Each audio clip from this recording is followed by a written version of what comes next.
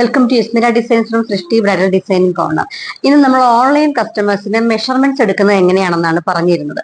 ഒരുപാട് online customers നമുക്ക് measurements അയച്ചു തരുമ്പോൾ ആ ഡ്രസ്സുകൾ ചിലപ്പോഴൊക്കെ ചില ഫിറ്റിംഗ്സിലൊക്കെ വ്യത്യാസം വരാറുണ്ട്. അത് മെഷർമെന്റ്സ് എടുക്കുന്ന രീതിയിലാണ്.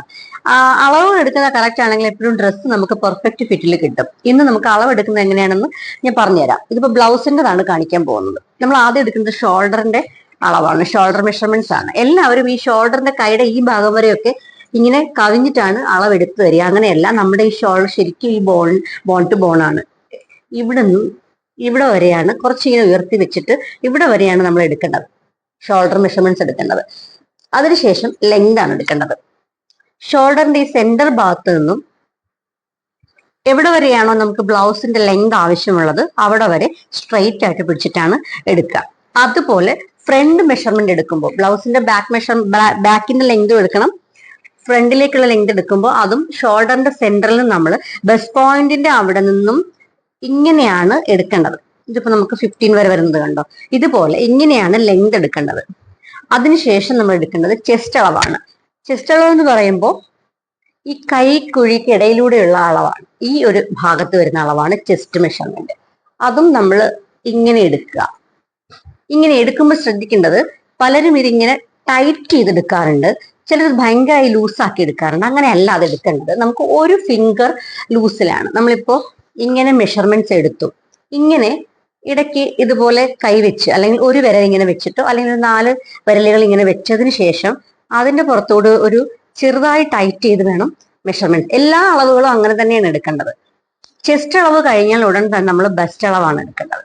നമ്മുടെ ബെസ്റ്റ് കറക്റ്റ് വണ്ണം, അതും ഇതുപോലെ ഫിംഗർ ലൂസ് ഇട്ടിട്ട് ഇങ്ങനെ എടുക്കുക. ഒരുപാട് ടൈറ്റ് ചെയ്യാതെ ആ വിരലിന് മുകളിലൂടെ ജസ്റ്റ് ഇങ്ങനെ ഒന്ന് വെച്ചതിന് ശേഷം എടുക്കുക. അതിനുശേഷം നമ്മൾ അണ്ടർ ബെസ്റ്റ് എന്ന് പറയുമ്പോൾ നമ്മുടെ ബെസ്റ്റ് തൊട്ട് താഴെയുള്ള ആ നാരോ ആയിട്ടുള്ള ഭാഗമാണ് അണ്ടർ ബെസ്റ്റ്. ഇവിടെ അതായത് ബ്ലൗസിന്റെ ടക്കൊക്കെ നിൽക്കുന്ന ഭാഗം, ആ കട്ടിങ് വരുന്ന ഭാഗമാണ്. അതും ഇതുപോലെ ഒരു ഫിംഗർ വെക്കുക, അതിന്റെ തൊട്ട് താഴെ വെച്ചിട്ട് എടുക്കുക. അതിനുശേഷം വേസ്റ്റ് ആണ് നമ്മുടെ അരയളവ്, വേസ്റ്റ് എടുക്കുക.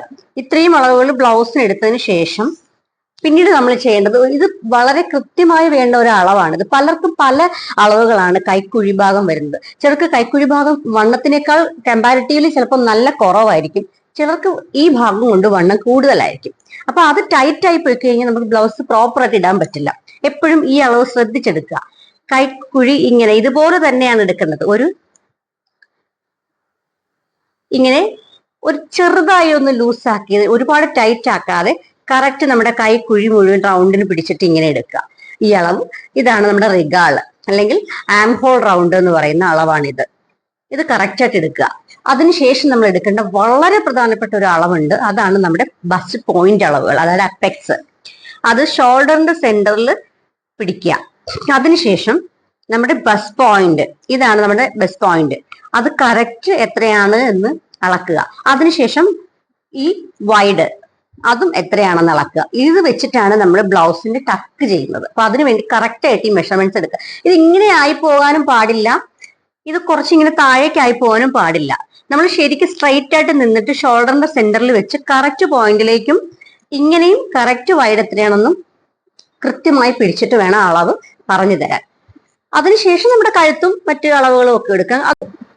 ഇനിയുള്ള അളവുകളൊക്കെ നമ്മുടെ ഇഷ്ടത്തിന് എടുക്കുന്ന അളവുകളാണ്. അതായത് നമുക്ക് എത്ര നെക്ക് വിത്ത് വേണം, എത്ര നെക്ക് ലെങ്ത് വേണം, അതൊക്കെ നമ്മുടെ ഇഷ്ടത്തിന് നമുക്ക് എടുക്കാം. ഇപ്പം ഫോർ എക്സാമ്പിൾ നമുക്ക് നെക്കിന്റെ ലെങ്ത് ഇത്രയും മതി എങ്കിൽ നമ്മൾ ഷോൾഡറിന്റെ സെന്ററിലേക്ക് വെക്കുക.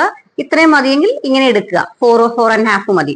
അതല്ല നമുക്ക് കുറച്ചുകൂടി ഡീപ്പ് ആയിട്ടുള്ള നെക്കാണ് വേണ്ടത്, കുറച്ചുകൂടി താഴ്ത്തിയിട്ടുള്ള നെക്കാണ് വേണ്ടത്, അങ്ങനെയാണ് നമ്മൾ എവിടം വരെയാണോ നമുക്ക് ആ ഇറക്കം വേണ്ടത് അവിടെ വരെ ജസ്റ്റ് നോക്കുക. സ്ട്രെയിറ്റ് ആയിട്ട് വെച്ചിട്ട് ഈ അളവ് ഇങ്ങനെയാണ്. വീനക്കൊക്കെ ആണെങ്കിൽ നമുക്ക് ഷോൾഡറിന്റെ വിട്ട് എത്ര വേണം, എത്ര അകലം വേണം നോക്കി അവിടെ നിന്ന് ഇങ്ങനെ ചരിച്ചും അളവെടുത്തു കഴിഞ്ഞാലും അങ്ങനെയും കിട്ടും. നമ്മുടെ ചോയ്സ് ആണ് എത്ര ഇറക്കം വേണം വേണ്ട എന്നുള്ളത്. അതുപോലെ തന്നെയാണ് ബാക്ക് നെക്ക്. ബ്ലൗസിനൊക്കെയാണ് ചിലർക്ക് നല്ല ഡീപ്പ് നെക്കാണ് ആവശ്യമുള്ളത്, ചിലർക്ക് ബോട്ട് നെക്ക് ആയിരിക്കും, അത്ര ഇറക്കം വേണ്ടാത്തതുണ്ട്. നമ്മുടെ ഇഷ്ടമാണ്. അതും സെന്ററിൽ വെക്കുക. അതിനുശേഷം എത്രയാണ് നമ്മൾ ഇറക്കം ഡിമാൻഡ് ചെയ്യുന്നത് അത്രയും ഇറക്കത്തിലേക്ക് താഴ്ത്തി വെച്ചിട്ട് എടുക്കാൻ സാധിക്കും. പിന്നെ ചിലർക്ക് ഇങ്ങനെയൊക്കെ വൈഡായി വേണമെങ്കിൽ അത് പറയണം, അത് അങ്ങനെ തന്നെ മെഷർമെന്റ്സ് എടുക്കണം. അത്രയധികം വേണമെങ്കിൽ ഇങ്ങനെ ഒരു വൈഡ് അളവും കൂടെ എടുത്ത് നമുക്ക് അയക്കാം. പിന്നെ ഷോൾഡർ വിട്ട് അത് അത്ര നിർബന്ധമുള്ള അളവല്ല. നമുക്ക് വേണമെങ്കിൽ ഇപ്പൊ 1.5 ഷോൾഡർ വിട്ട് മതി എന്നുള്ളവരുണ്ട്. ചിലർക്ക് ഇവിടെ ഇങ്ങനെ ഒരുപാട് ഇങ്ങനെ ചെറുതാവുന്ന ഇഷ്ടമില്ല, കുറച്ച് വീതിയിൽ വേണം. അങ്ങനെയൊക്കെ ഉള്ളവർക്ക് ഷോൾഡർ വിട്ടും കൂടി എടുത്ത് അയക്കാവുന്നതാണ്. അപ്പൊ ഇത്രയും അളവുകളാണ് ബ്ലൗസിന്റെ മെഷർമെന്റ്സ് നമുക്ക് പ്രധാനമായിട്ടും വേണ്ടത്. അപ്പോൾ ബ്ലൗസിന്റെ മെഷർമെന്റ്സ് എടുക്കാനുള്ള പ്രധാനപ്പെട്ട കാര്യങ്ങൾ ഇതൊക്കെയാണ് നമുക്ക് വേണ്ടത്. ഇനി നമുക്ക് മെഷർമെന്റ്സ് നോർമലി എല്ലാവരും ചോദിക്കുന്ന കുർത്തിയുടെയാണ്. കുർത്തിയുടെ ചോദിക്കാറുണ്ട്, പിന്നെ സിഗരറ്റ് പാന്റിൻ്റെത്, നോർമൽ പാൻസിൻ്റെത്, ഫ്രോക്ക്, ഫുൾ ഗൗണ്, ഓരോന്നിനും ഓരോ രീതിയിലാണ് നമ്മൾ മെഷർമെന്റ് എടുക്കുന്നത്. ഇനി അടുത്ത ഒരു ഐറ്റത്തിന്റെ മെഷർമെന്റുമായിട്ട് നമുക്ക് കാണാം. Bye bye.